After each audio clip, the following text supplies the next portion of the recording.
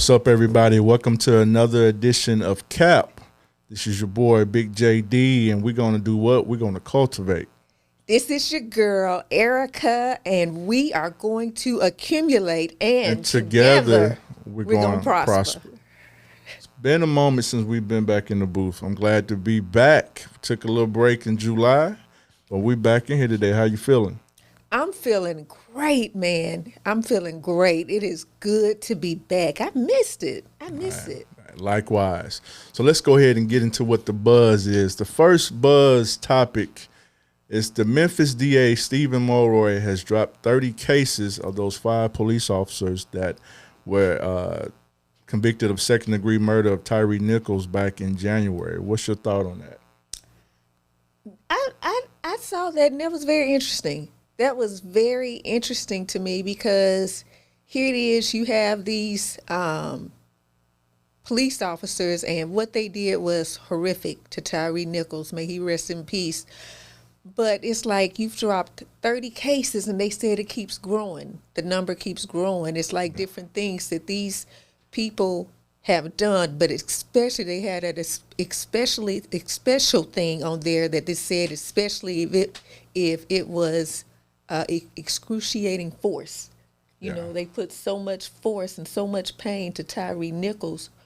Who else have you done this to? So apparently a lot of things have come out since these officers were arrested. Yeah, I think that this is something that was needed, as well as just not just here in Memphis, but all across the country. You got the situation with the 6 white officers in Mississippi who recently for torturing 2 black men, and they're calling themselves a goon squad. I think these 5 brothers called themselves something. I don't know what it was, but they essentially did the same thing to Tyree Nichols. So holding police departments accountable is key. This notion that it's a few bad apples that's getting played. It's more than a few bad apples. I mean, I know some police officers I went to school with that are good people and do their job properly, but it's more than just a few bad apples. And until defense DAs across the country start holding these officers accountable to what they do, particularly against people of color, black people, and other minorities, stuff like it's going to continue to happen. And, you know, you got to have some action that's done in order to combat this, or it's going to get out of hand more than what it already has. And it just continues to create tension and division with the police officers and the black community. So question, you said you saw where this has happened in Mississippi as well? With 6 white officers, yes. Some, I forgot the name of the town. It's not far from Jackson, if I'm not mistaken, but that's been all in news as well. They dropped the cases as well? They haven't dropped the cases yet. Yeah. They got to investigate other incidents, but what they're standing in court now about is what they did to 2 black men by torturing them, and they called themselves the Goon Squad. So it was 6 of them. But like I said, this is something that's been going on well before we was born. It's still going on now in 2023, and I you know, and it affects the political climate that's going on and just the culture that's going on in this country. With whoever people are affiliated with politically, whether it's conservatism, liberal, or whatever. Right. It just needs to stop. And because what kind of world are we going to leave our children and grandchildren? So we have to be active, proactive in holding these folks accountable. Exactly. And so that's something. So I'm glad to see this. And hopefully this happen more across the country, whether the officers are black or white. Exactly. Yeah. Now, the next buzz, on a lighter note, of course, we know a few months ago, the whole Usher situation with Keke Palmer, where now my guy has got a video on a new song out called Boyfriend, and Keke Palmer's in there. What do you think about that? Okay. Forgive me because I'm laughing. It's funny to me. I'm going to tell you the truth. I took the time because I saw just a snippet earlier. I think the day that they released the video, I saw a small snippet, and I couldn't help but smile then. But yesterday, I chose to watch the whole video. And at the end, they throwing a little shade in there. You know what I'm saying? They throwing a little shade.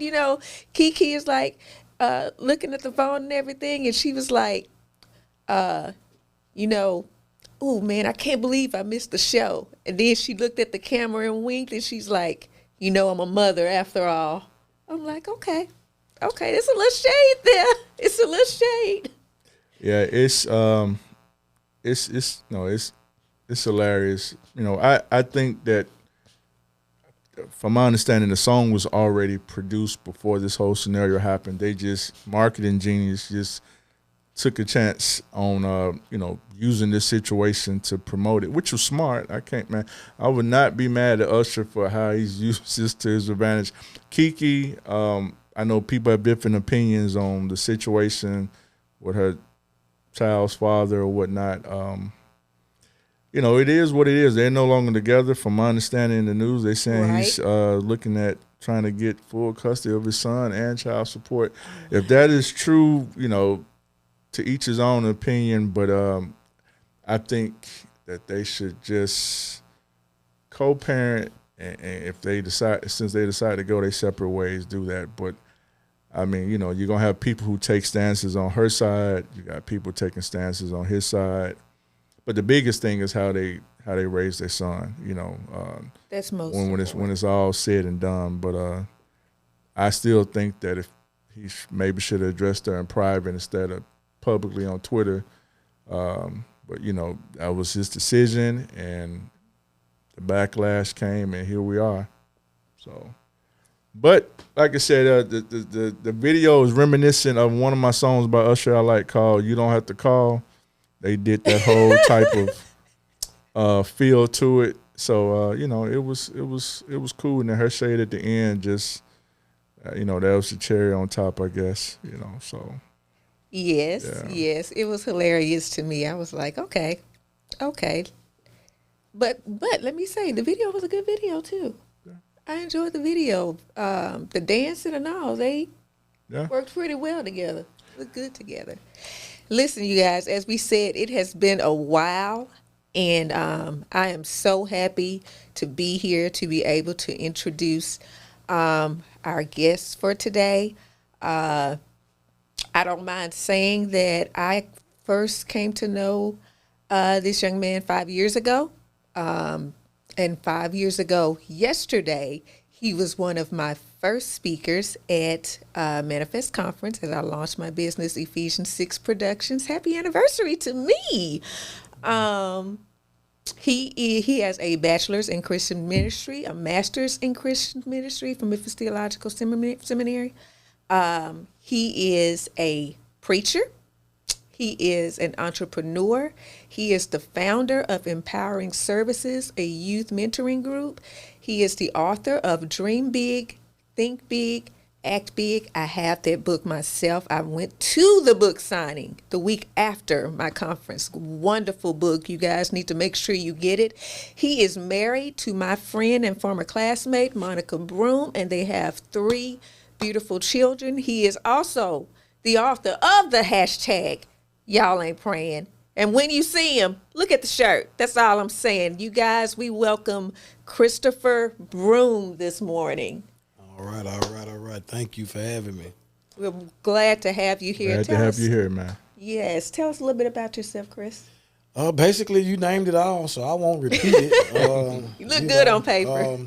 The biggest thing I would tell people about myself is, I have accomplished a lot of things. I'm not going to downplay that. But my biggest accomplishment is my GED.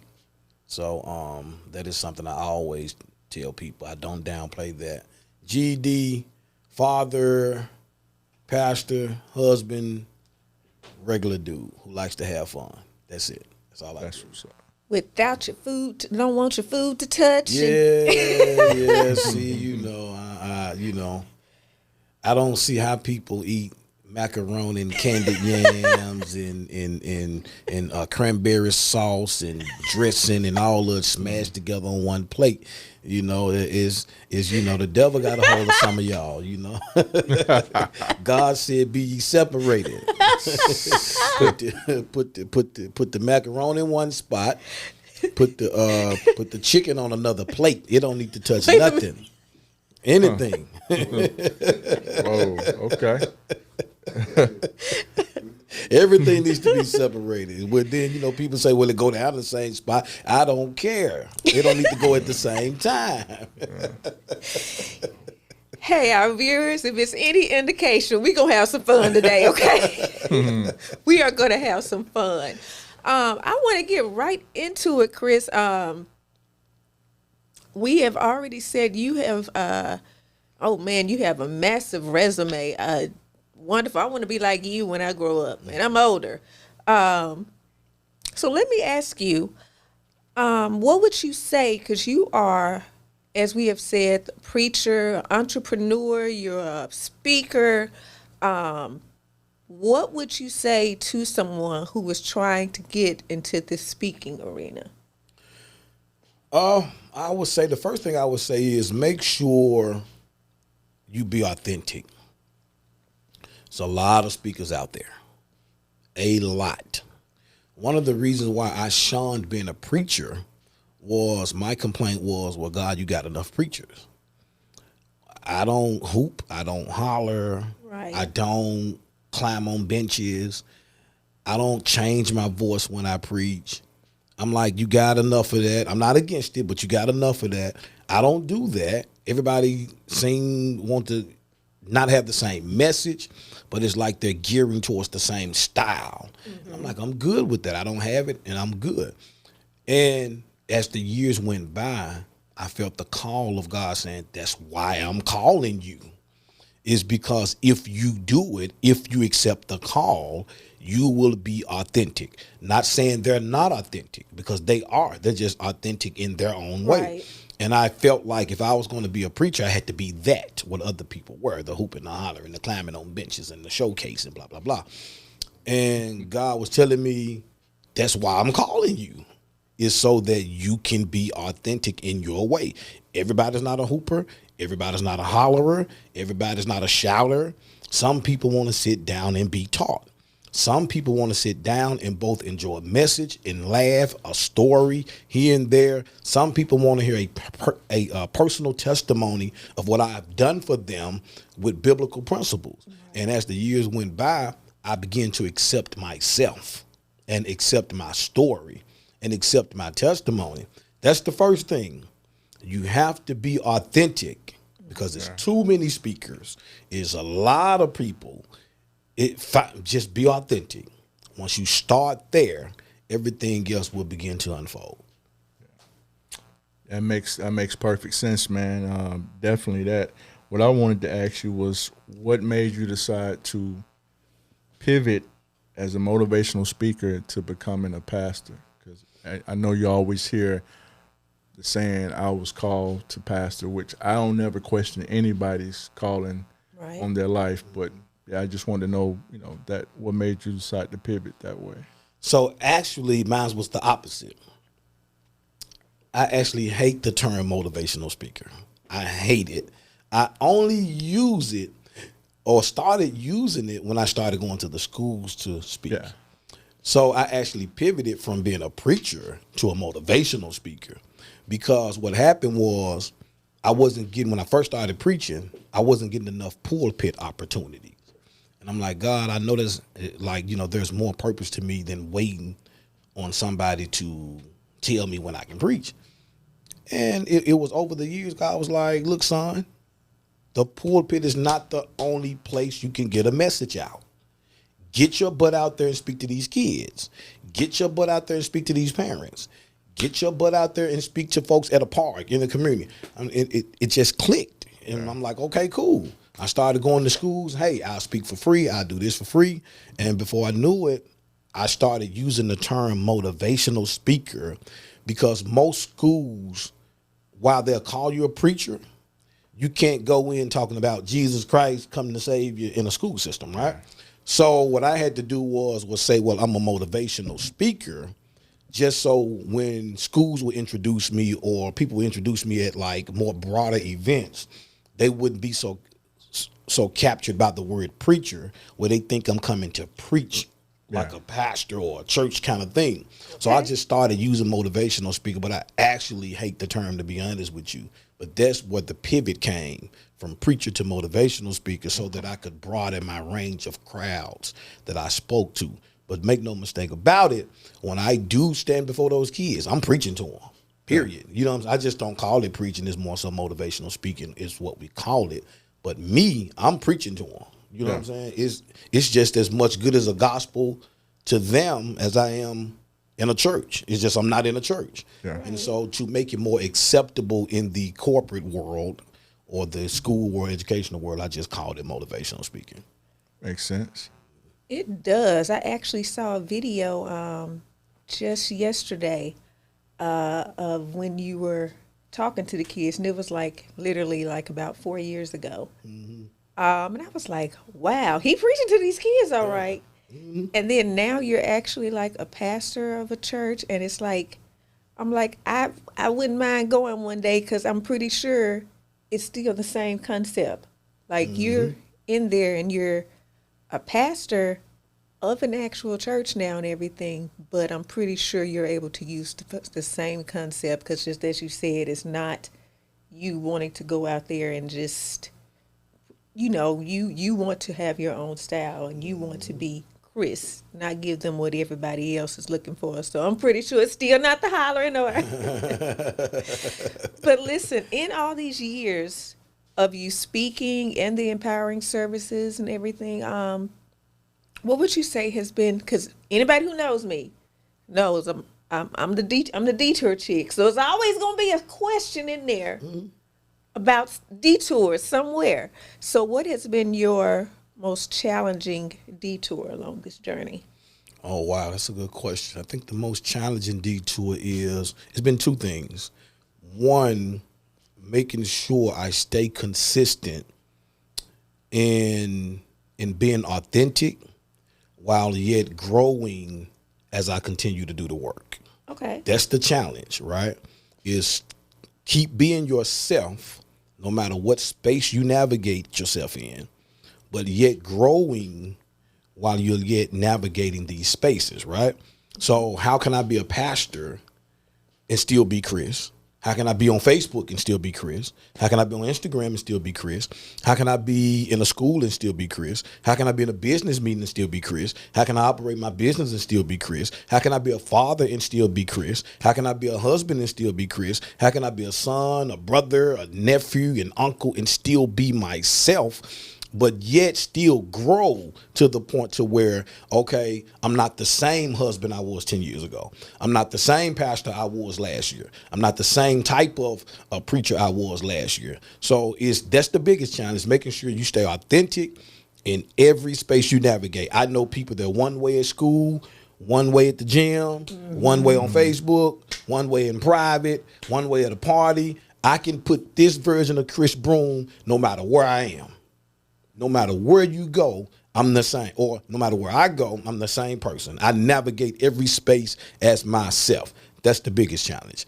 Number two, another challenge is just making sure you stay abreast of being uncomfortable, right?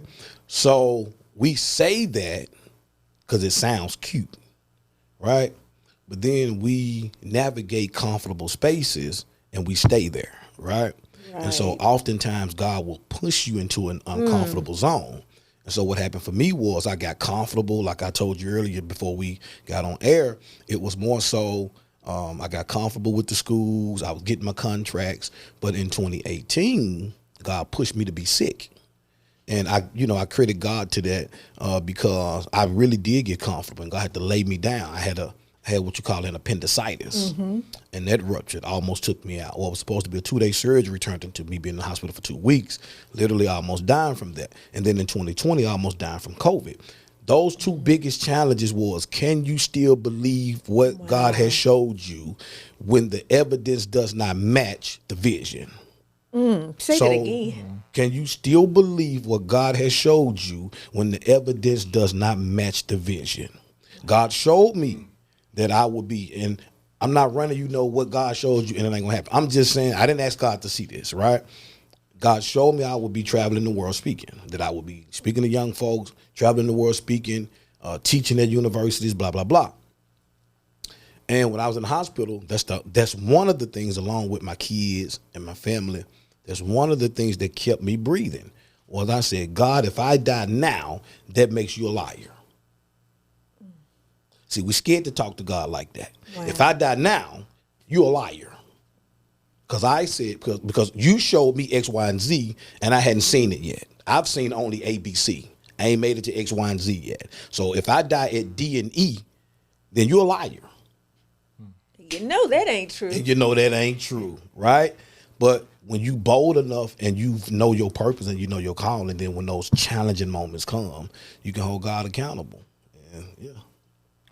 Yeah, man, that's very powerful what you're saying, and I definitely understand the part about coming out of your comfort zone. In order to get anything accomplished in this life, besides your faith in God, you got to be able to come out your comfort zone. And I know all too well about that. And a lot of people, they may say something, but saying something and doing something are two totally different things. And, being in your comfort zone is one of those things where you got to be bold enough to come out of it. The longer you stay in it, the longer things stay the same. So I wanted to know what is one of your most memorable experiences with your youth mentoring service program, Empowering Futures? That came from when I shifted from the most memorable experience was when I shifted from being, so my Empowering Futures used to focus on everybody, boys, girls, the whole 9 yards. I felt the call to just focus on young men. And I'm like, people just don't support young men. We got a billion stuff for young women. We love telling young women how to keep the bodies and how to do this and how to do that. And so I started Googling mentoring services. And you got programs out there, don't get it twisted, but it would be like for 1 day or 1 week or a month or something. Yeah. Nothing was consistent for young men that was sustainable for years, where every week, every month, every year, this is what you're getting for young men. So that process started happening. I knew what God put in my heart. And God spoke to me and said, if you don't do it this year, this was in 2019, if you don't do it this year, what I showed you, I'm going to give it to somebody else. That is what I heard my conscience tell me. I started this year. This is 2 weeks before the camp started. I had no money, and I had my own money, but I didn't want to use my own money. I'm like, I'm not about to start. No, I'm not putting my own money into this again. You know what I'm saying? So it's like, okay, well, I know what I heard, right? I get it started, spend my own money, and I put it out there. I got 25 spots for young men for this camp. We do the camp. People donate from Facebook. I mean, everything I needed, donated. And at the end of camp, we have a banquet. And one of the young men says, this camp has stopped me from committing suicide. Wow.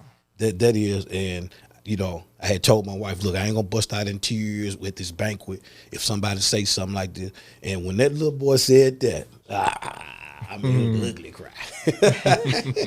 So that is probably that is the most memorable moment from that, from that service or from that business. It's powerful because for young men to speak out like that, and we've grown as young men, we were once young men before. It's a lot of things with young ladies programs out there which are needed, and young ladies typically express their emotions quicker.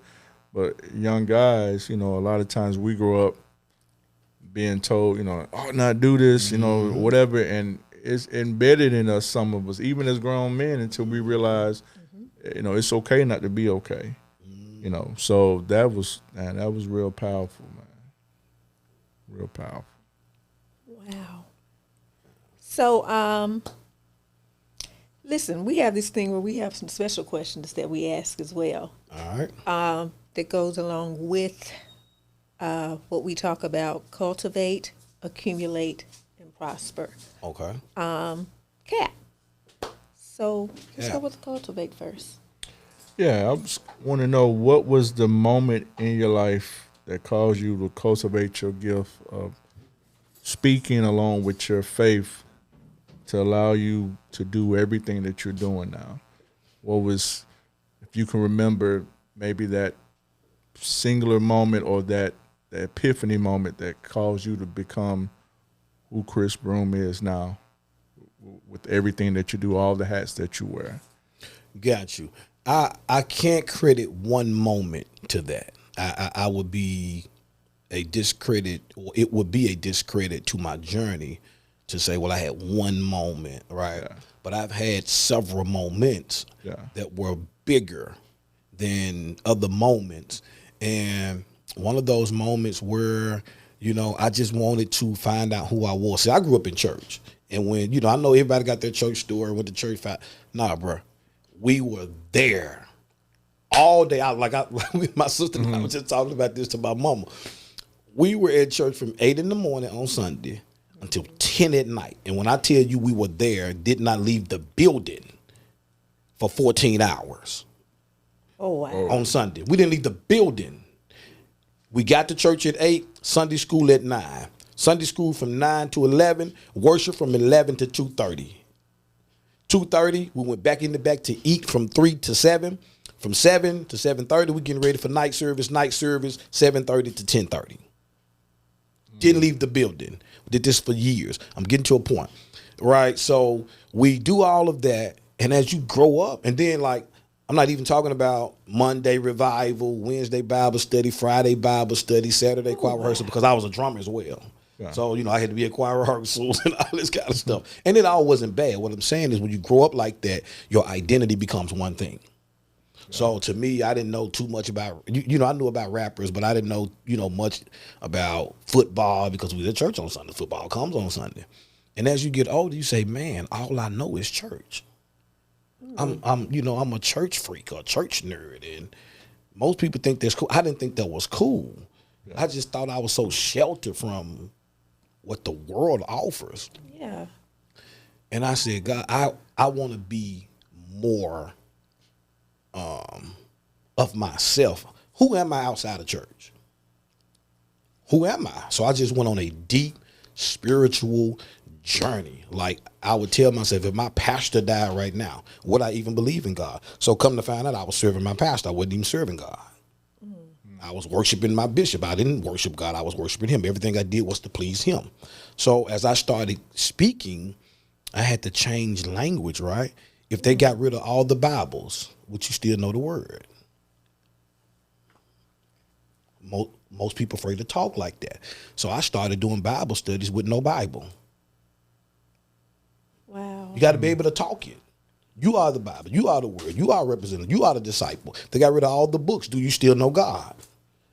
So I started shifting like that. Once I started thinking on a deeper level, you got to be able to know it and it be in you. It be in you. Like it has to be in you.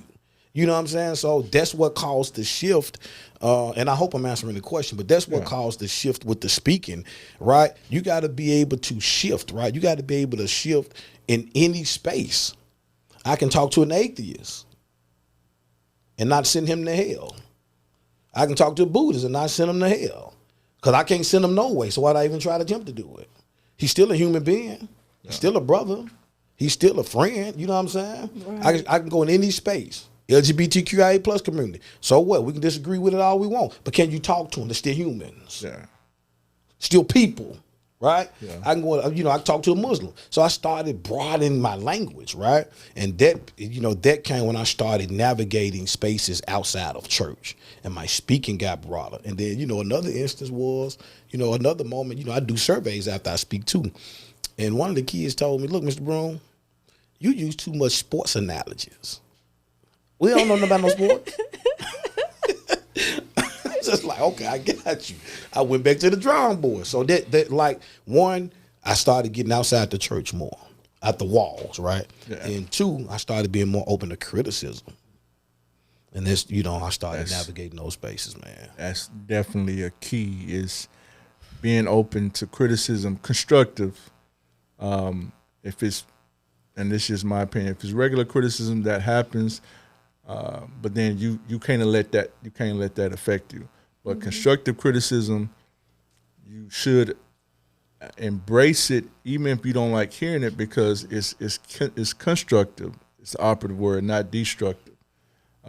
It's gonna always be, as people say, haters. That's a part of life. But you got to, just because I always say, old brain drop, I said before, just because you're hearing doubts don't mean you got to listen. So, but that is by what you said about broadening your way of getting your message out there, and not for it to fit in a box, which a lot of people tend to, religious or not religious, want to fit everything in a box. And no one in the world everyone is different.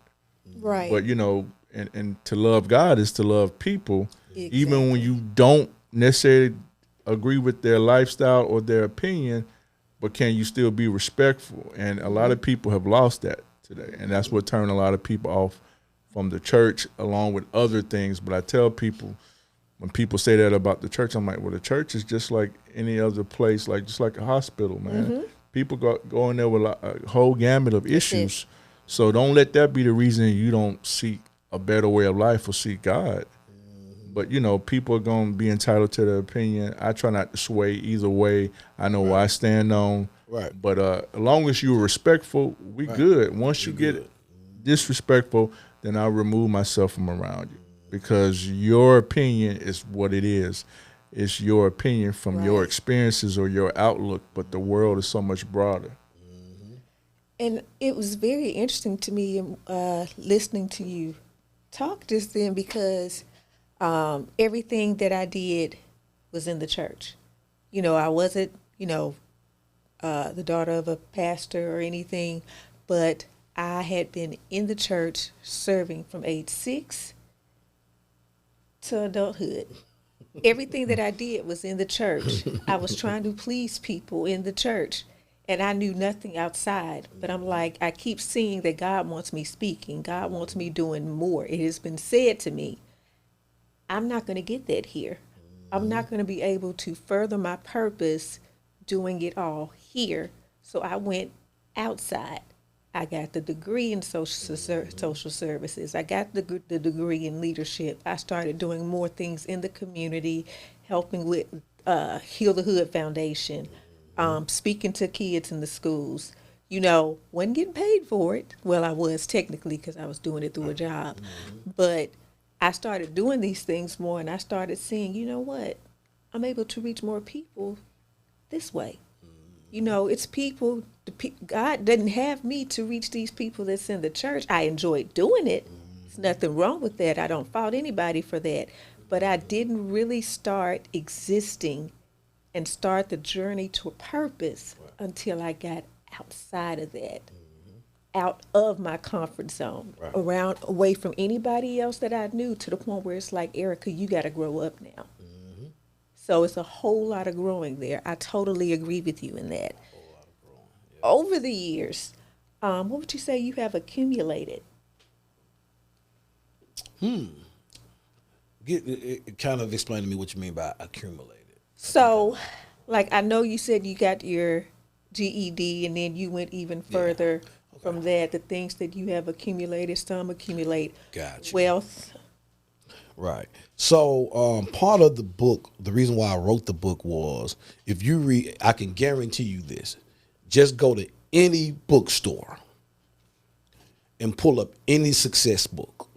Just grab them off the shelf. I'm telling you what I've done. Every last one of them just about tells you about the process once they're in the end. Steve Harvey wrote his book after he became rich, right? Most people write their success journey after they've accumulated. I'm like, what about the people who's in the process, who don't have $1 million, who don't have a Bugatti and a Benz and a and a $500,000 home in East Tennessee? And there are people who live in the hood that we don't consider successful. But these are some of the smartest, hardest working people, because we're told hard work, will get you anything. Well, now my mother worked hard and was still broke. You know what I'm saying? But I know people who literally make $1 million sitting in their office. Ain't lifting a finger. I'm getting to a point, right? So my book that I focused on says, if you haven't accumulated everything you set out to accumulate, you're still successful, because Earl Nightingale's definition of successful is, if you have a goal and you take one step towards that goal, you are just as successful in that first step as you are in that quote unquote last step it takes to get to that goal. You're no more successful because you made it to the goal than you have been taking a first step towards that goal. So he says, if you know where you're going and you know how you want to get there, and the first step you take, you are already successful. So my book was an inspiration to let people know in the middle of the process, not at the end, because I ain't got $1 million. I live in Hickory Hill. I don't live in Germantown. You know what I'm saying? I'm not against any of that. I'm just saying that's when people usually write their books, right? Once they get there. No, I wrote a book to show you that I'm in the process of accumulating, right? Now, I've accumulated some stuff, but I'm still in the process of accumulating. I got my GED. You know what I'm saying? Got my master's degree. I'm getting my doctor's degree. I'm starting the businesses. I already have one businesses. I'm already in the schools, but I'm not getting paid what I want to get paid. I'm getting paid a pretty good penny, but not what I want to get paid. But I'm going to write this book anyway to show you that in the middle of the process, while you're accumulating, here's what you do. Here's how you keep doing it. So those are some things I've accumulated. Was, the GED, the master's degree, the book. I'm getting a doctoral degree. I'll graduate with that in next May, becoming a pastor, starting a mentoring program, my wife, my kids, wisdom, experiences. And I haven't made it to what God has showed me yet, right? But I've accumulated more than anything, more than any of those degrees, more than any being called a 20 most influential person. I've accumulated the experiences. I've accumulated the journey. Right. And that is what I value the most. That makes sense. It's what I always tell people. It's you're built through the journey, and not the destination. Yeah. The journey is what makes you. And a lot of us, no matter what we're doing, are going through a journey, but where your destination ends up is basically what you're learning through your journey, and what pivots you make, and what roads you take, and what trails you decide to blaze. And everyone's going to be different, but it's the journey that makes a man or a woman. But on time we look at it because of culture. We look at the destination. Of course, we all seek to have money, but we look at the tangible, material things, and not the intangible, the experiences, the wisdom, the perseverance, the persistence, those things that make a man or woman a great individual that God can use to impact other people's lives. So I definitely get what you're saying. So in all of that, my last question was going to be, would you say it's been prosperous, but in listening to you, it seems like you're on the road to the prosperous part. Right. Not to say that it hasn't been. Right. No, I got you. So that depends on also how you would define prosperity, right? Or what it means to be prosperous.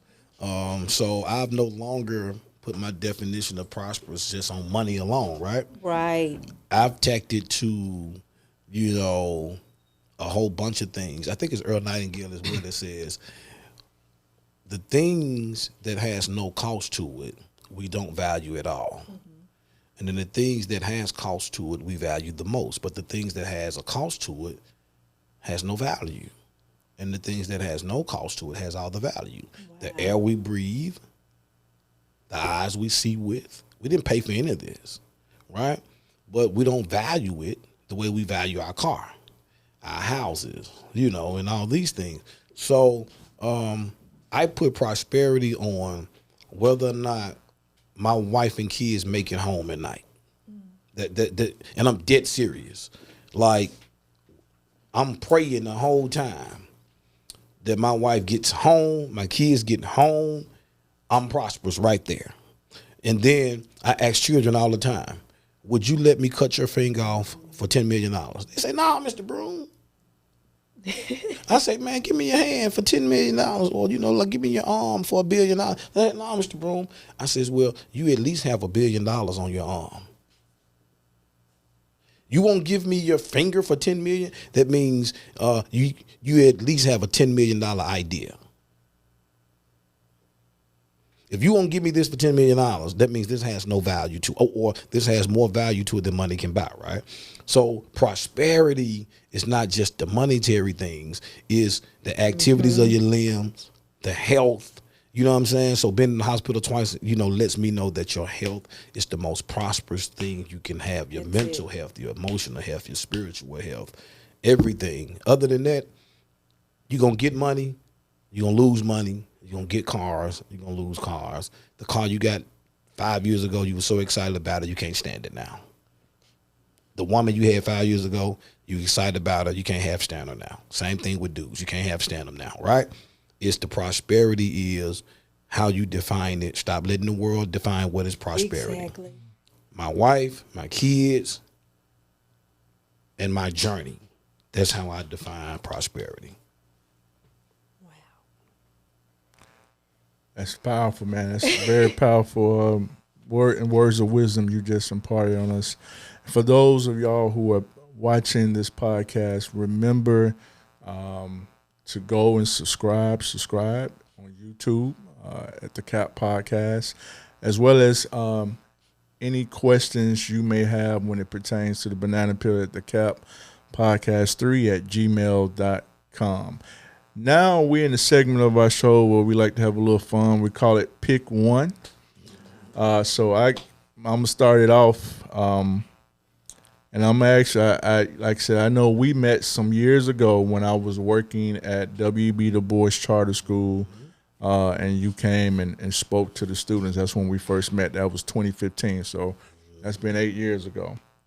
And I do know we're Facebook friends and everything, and we've spoken off the record before as well, and we have a certain athlete that we are both very fond of, who's no longer with us. But and so what I wanted to ask you, and I'm gonna give you my take and let you give me your take.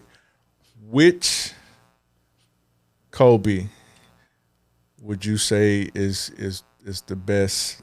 Is the best for you? Is it number 8 Kobe or number 24? Now, for me, I'm going to say I like both, but I'm going with 24 simply because I think that's when the true Mamba motivation was built. When he was number 8, he had all the physical gifts, still young. I mean, because me and him was basically a year apart as far as age, but that was the young Kobe, had Shaq, but he was still a beast now. But when he changed over to 24, that's when that Mamba mentality. It was almost like my other favorite player, which is MJ. He had that it factor. But which one is your favorite? 24 all day. 24 all day. Now, don't get it twisted. 8 is off the chain. Yeah. I loved 8's mentality simply because he walked up in MJ face and said, I'll school you one-on-one. Wow. Yeah, seriously, like Phil Jackson tell that story where he brought Jordan in to kind of talk to him, and the first thing Kobe did when he walked in the room and saw Jordan said, I'll bust you know what right now. Many people wasn't talking to Jordan like that. And here's a 19-year-old kid talking to him like that. I respect that. And the reason why I respect that is because Kobe like, okay, I admire you, but I don't care nothing about this legend, this MJ mystique that you got to fear him. I like that kind of mentality where you willing to respect the elders, but I'm going to challenge you because Tupac also said, I studied the greats so that they won't be great to me anymore. Yeah. You know what I'm saying? Like the reason why some of these people great to us because you ain't read their story. Dr. King not great to me anymore. He's just not. I admired. I done read about him so much. I'm like, I could do some of that. I just don't, but we could do some of that, right? You know what I'm saying? All these days, like the people, Malcolm X not great to me anymore. Rosa Parks not great to me anymore. They great to people who hadn't studied them. If you studied them, these were common people, right? Number 8 was a common dude, but 24. That dude killed the league, man. And still, he didn't have to score 50. He could score 25 and still kill the league because now you see him picking his spots. It became more mental. You know what I'm saying? Like, I loved it, bro. I loved it. Yeah. Now listen, I'm not gonna tell no stories or nothing. I ain't gonna lie about it. I am not as big into sports. I know about Kobe and I like Kobe. I can't tell you if it's number 8, if it's number 24.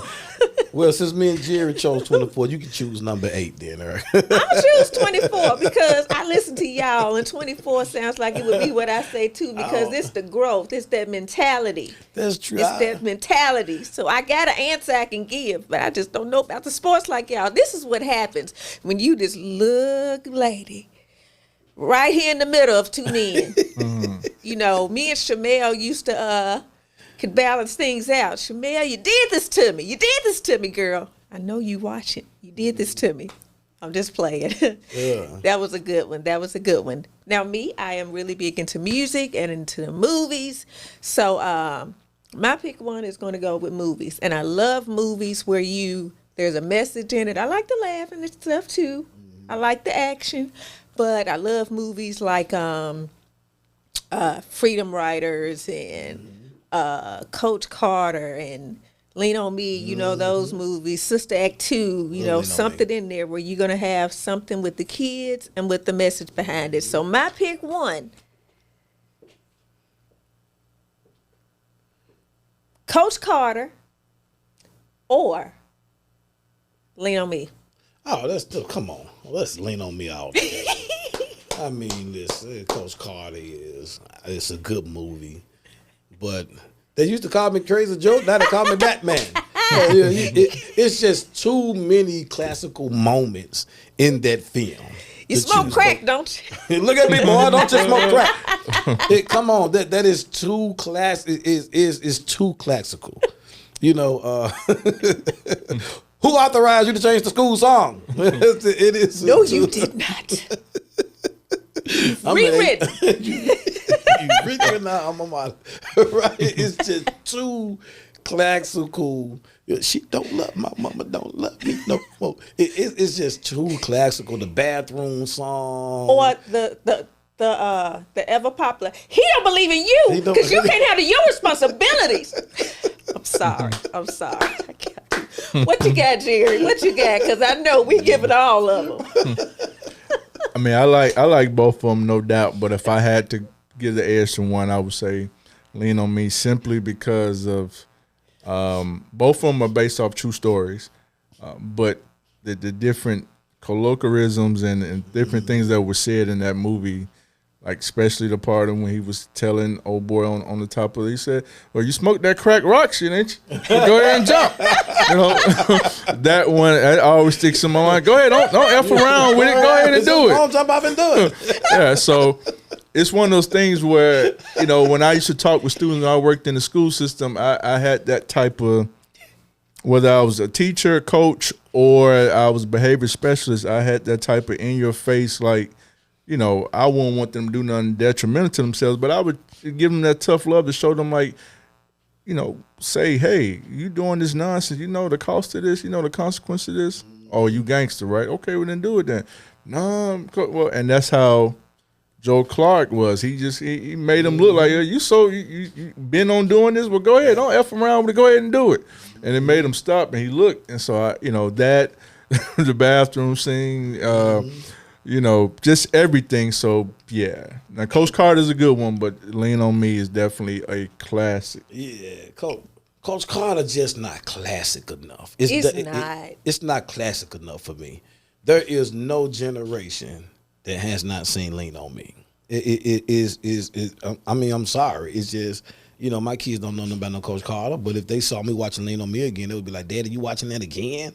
Like, it is. I don't care what I'm doing. If it shows up on TV, I'm watching it. Period. That's how classic it is, bro. Yeah. And I can say honestly, like Lean on Me. Of course, I was going to choose Lean on Me too. I made it real easy to be able to choose on that one. I'm telling you the truth, but it had such a memorable moment in the movie, but it's still popular even today, even with the way that he helped those young kids. those kids that people pretty much was writing off. You know, he cleaned that school up. Cleaned it up. And Yeah. the people who couldn't get it done, they couldn't stand it. That's why they caused so many problems for him. Even the mother, you know, did all he could. The fire chief did all you could to get him out of the school. Out of the school. And quite honestly, I'm gonna give you your props if nobody else has. That's what I see with what you have done with a lot of these youth of today, and you're with Empowering Futures or with the speaking that you've done. So kudos to you Appreciate for all that you have done. I've been learning.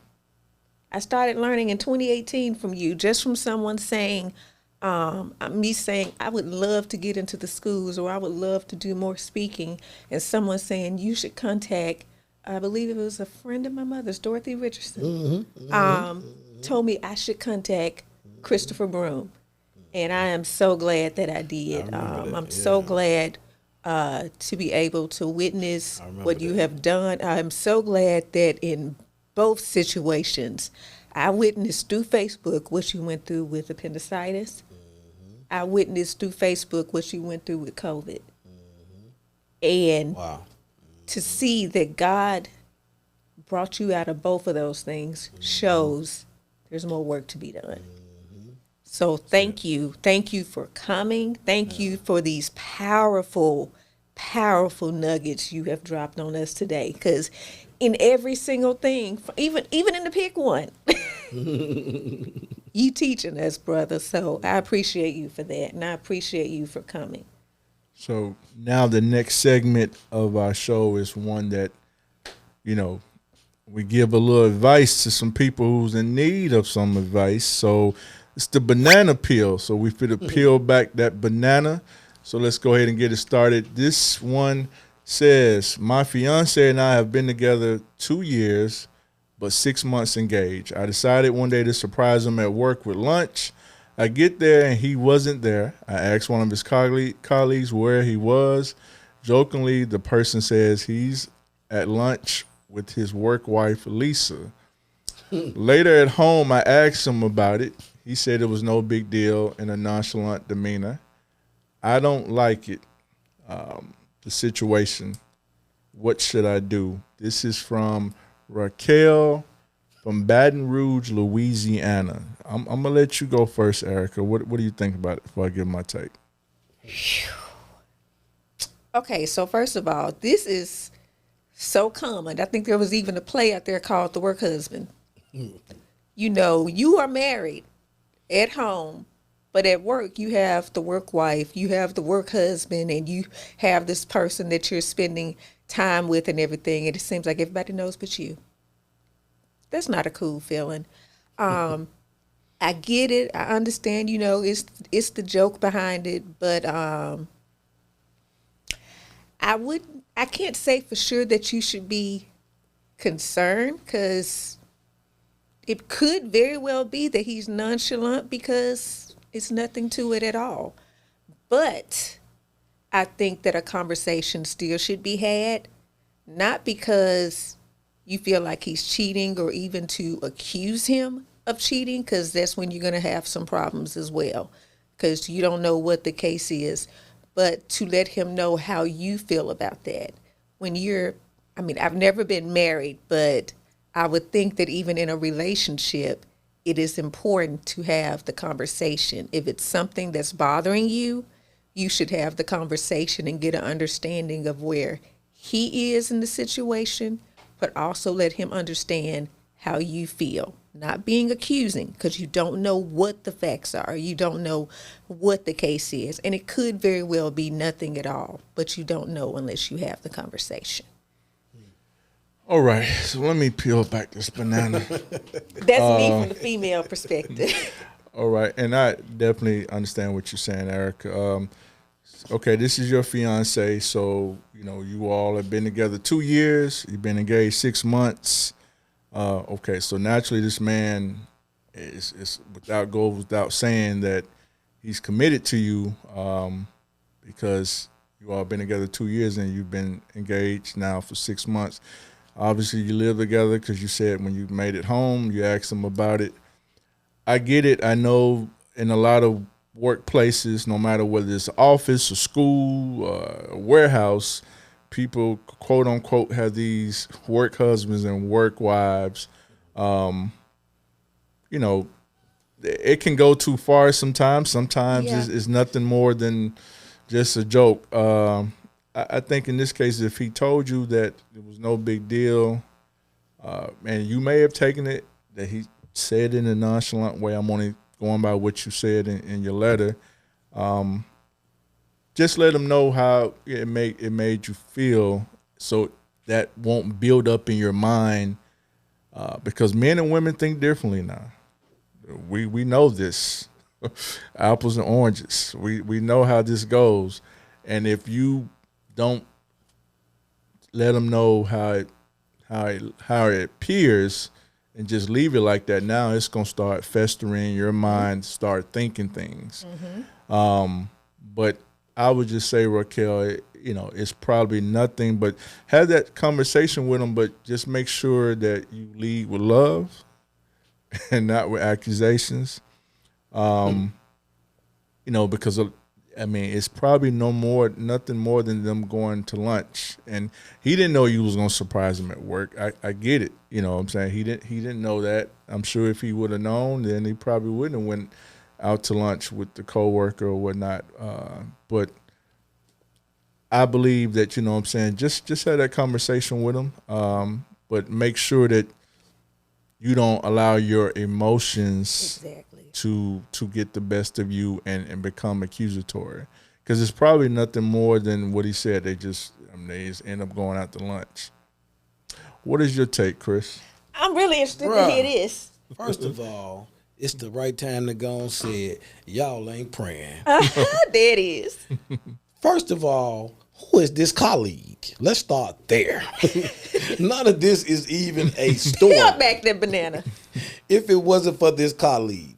If I'm the husband, I'm finding out who that is, and we're going to have a real conversation. Why would you even expose that kind of information to my wife?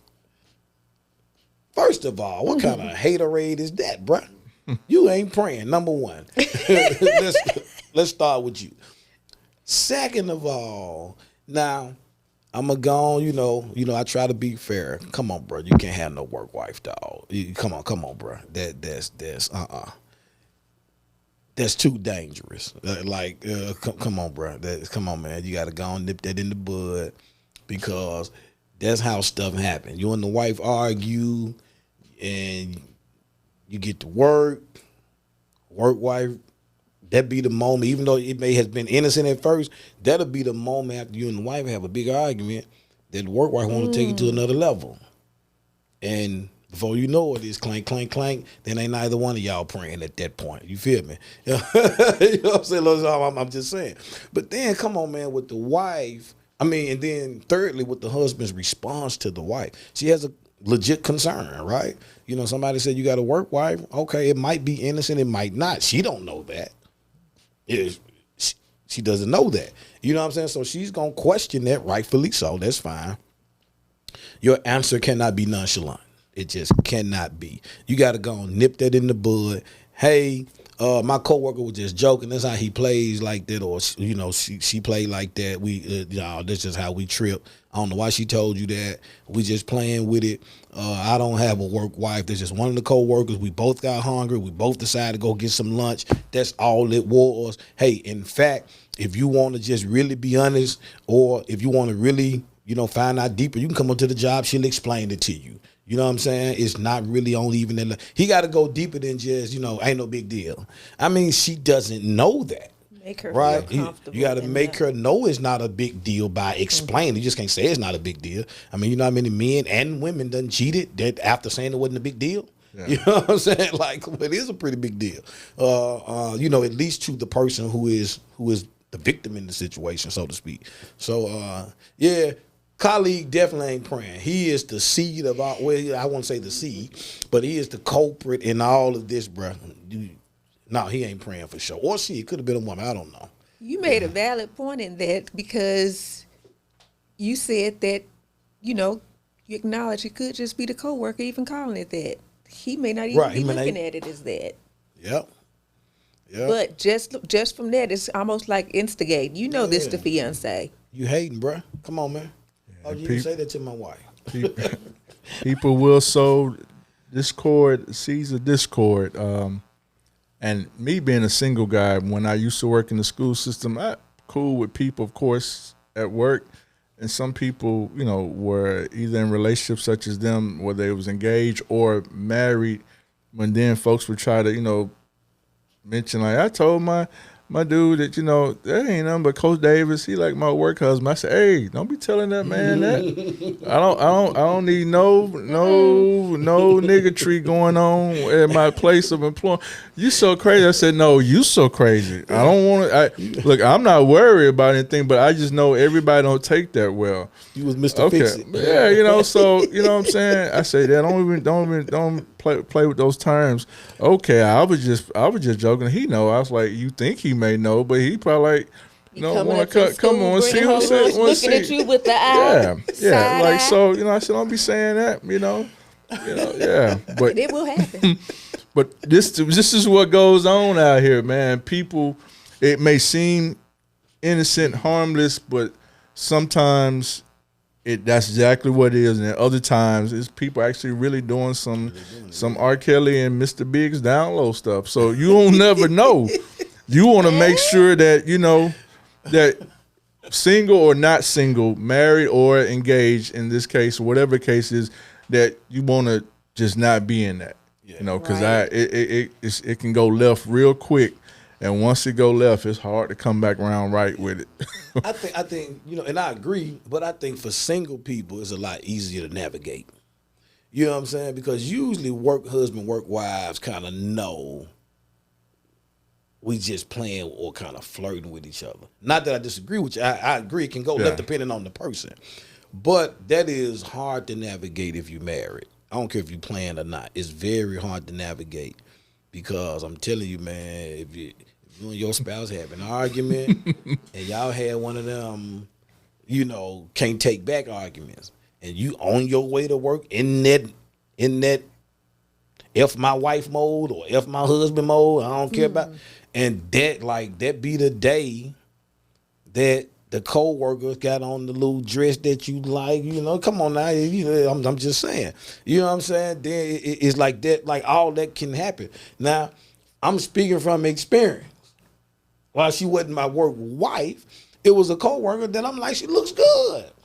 You know what I'm saying? And the day me and my wife got to arguing is the day is all out there. You know what I'm saying? And the temptation will happen, brother. You gotta go and get away from that, shut that down, and just say, just in case somebody out there gon' insinuate, no, I ain't never cheated on my wife, so don't even try that. I just said the temptation came. Right, but you overcome the temptation, so don't even try that. I just had to go and lay that out there because people who don't even know you will make their own assumptions. No, it didn't happen. 12 years next month, ain't never cheated. God bless you. That's what's up.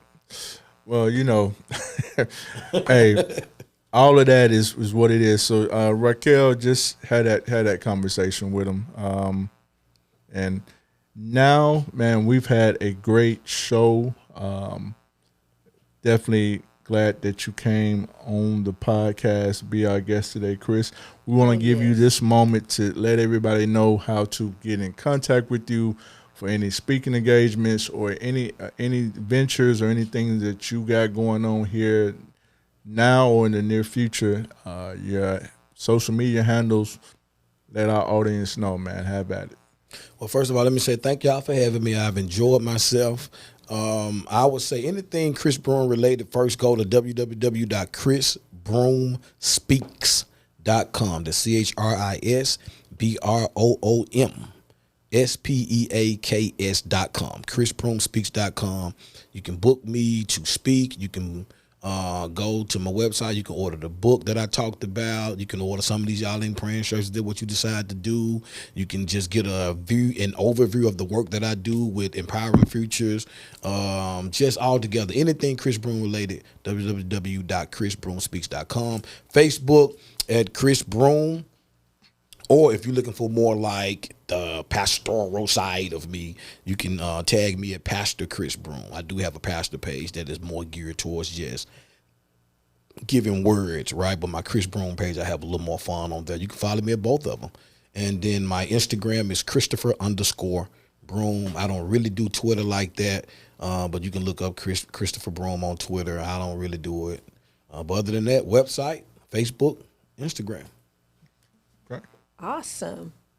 Remember, those who are watching, remember, as Jerry has said, make sure you click that like button, click the subscribe button Most on definitely. YouTube, and watch us, listen to us on Spotify, Google Play, Amazon. Make sure you subscribe on YouTube. Let me say it again. Make sure you subscribe. Subscribe. Okay? Right now, while you're watching, you see that button? It's right there. Go ahead and push that button. Don't click that button. You know you want to. Go ahead.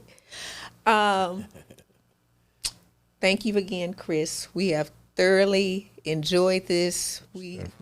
You have given us some powerful nuggets, so we really thank you. We have a special moment. I love to call it my detour moment. You know what I'm saying? It's the detour moment. Hey, I need to have my own music for that. Yeah. But this is the detour moment. And as I have said, Chris was my first speaker when I did Manifest Conference, August 18th, 2018. So yesterday it made 5 years since I started Ephesians 6 Productions. And you guys know I've also done 2 stage plays, Detours 1 and Detours 2, working on my book, From Detours to Destiny. So Detour, yeah, I'm the detour queen. And along this journey, I have found I have had a lot of detours. Times when I could have quit. I could have given up, thrown in the towel, and I didn't. Sometimes you have to keep from crying, just like I'm keeping from crying just now, even saying this. And I'm grateful for every moment that I have had with Ephesians 6 Productions. To have a memorable moment like yesterday, where it's been 5 years with Ephesians 6 Productions, and I launched with Manifest Conference. Well, next Saturday, it's Manifest Conference 2023. Yes, I am excited. So, And once again, it has been detour after detour after detour. But I always say we have to embrace the journey, embrace the detour. The detours will come, but at the end, you still have room to make it to your destiny. I'm excited with what God is going to do with these businesses that come to Manifest Conference. That's what this is. It is a business conference. We're having speakers like Dale Self in speaking. We have, and book publishing. We have Kia Griffin, who's going to be talking about business planning and so much more. And one of our guests who was on here, Tamika Chambliss-Williams, and her husband will be speaking on marketing, on branding. We'll have music from the incomparable, the awesome couple who were here, Kimberly and Dwayne Verner. You guys come on out next Saturday, 9 to 2. Friday, Kim is doing a concert at 7 p.m. Living Purpose Christian Church. Despite the detours, despite everything that you may have even gone through in your business, I want to see you there. right, that was powerful, Erica. So now, before we wrap this up, comes the brain drop moment. Let me drop something on your brain. Before you stick your neck out for anyone, make sure they're not cutthroat. I'm going to say this again. Before you stick your neck out for anyone, make sure they're not cutthroat. In essence, what I'm saying is a lot of times we as individuals, we'll go to bat for different people in our lives, whether they're family, friends, even a significant other, or even a colleague. But that energy or that positivity is not always reciprocated. And some people will take advantage or not be grateful for you sticking your neck out, whether it's business related or anything. So you have to really look at the individuals that you're going to go to bat for, because character speaks volumes. One thing that's hard for you to disguise is your character. You can put on a representative all day, and we've seen that with people, but who you truly are, no matter what you do, eventually comes out. So just be mindful of that. And it's not that it's something because of you, it's because of them. And a lot of times people take it personally. You're going to have to shake it off and keep moving. But before you stick your neck out, just make sure whoever that is not cutthroat. And that is the brain drop. We have enjoyed this episode of C.A.P. We look forward to many more in the near future. Want everyone to go and subscribe, like we said before, on our YouTube page, as well as Spotify, Google, Apple, Amazon. Continue to send your banana peel questions to the C.A.P. 3 podcast at gmail.com. And like I said, we enjoy bringing these episodes to you because all we're trying to do in this life, all of us, we're trying to cultivate, accumulate, and prosper. And before we sign off, something I always tell you that I want you to know: if you're going to be anything, be for real. This is J.D. signing off. This is Erica. Accumulate. We'll holler at you all.